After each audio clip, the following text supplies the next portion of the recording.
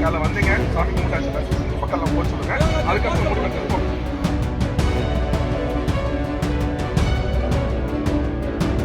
பட்டியலின மக்கள் பூஜை செய்ய மற்றொரு தரப்பினர் அனுமதிக்காததால் திருவள்ளூர் மாவட்டம் கும்மிடிப்பூண்டி அருகே வழுதலம்பேடு கிராமத்தில் உள்ள எட்டியம்மன் கோயிலுக்கு பொன்னேரி கோட்டாட்சியர் முன்னிலையில் மீண்டும் சீல் வைக்கப்பட்டது. இதுகுறித்த விவரங்களை செய்தியாளர் பாலாஜி வழங்க கேட்கலாம். பாலாஜி, வணக்கம். விவரங்களை சொல்லலாம். வணக்கம். திருவள்ளூர் மாவட்டம் கும்மிடிப்பூண்டி அடுத்த வழுதலம்பேடு கிராமத்தில் பிரசித்தி பெற்ற எட்டியம்மன் திருக்கோயில் அமைந்துள்ளது.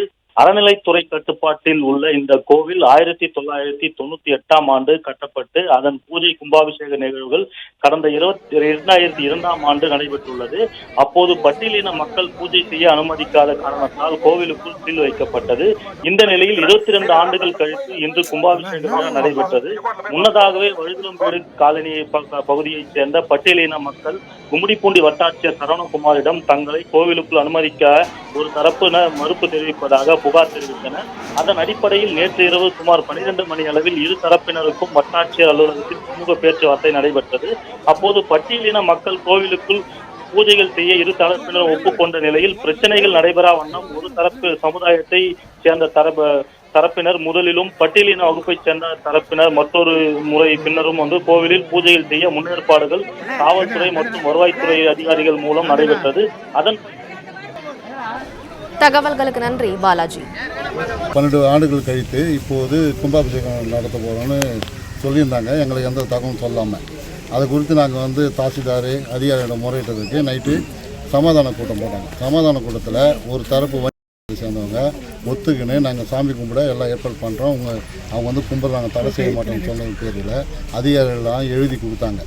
எழுதி கொடுத்த பேரில் இன்றைக்கி காலையில் நாங்கள் இட்டும் போய் கும்பாபிஷேகத்தில் கலந்து சாமி கும்பிட அலோடு பண்ணுறோம். நாங்கள் அதை நம்பி நாங்கள் காலையில் இருந்து காவல்துறை உதவியோடு போகும்போது ஒரு தரப்பு எங்களை தாக்குற நோக்கத்தோட அந்த கோயில் வழியே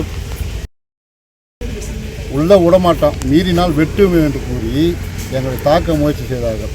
அதனால் நாங்கள் இனிமேல் அங்கே இருந்தால் இருந்ததுனால காவல்துறை அதிகாரிகள் பாதுகாப்பு கொடுக்குறோம் வாங்கினாங்க. ஆனால் எங்களுக்கு அங்கே மரண பயத்தோடு நாங்கள் திரும்பி வந்துட்டோம். திரும்பி வந்த உடனே எங்களுக்கு நைட்டு உறுதிமொழி கொடுத்த தாசில்தாரோ வருவாய்த்துறையினோ யாருமே அங்கே இல்லை.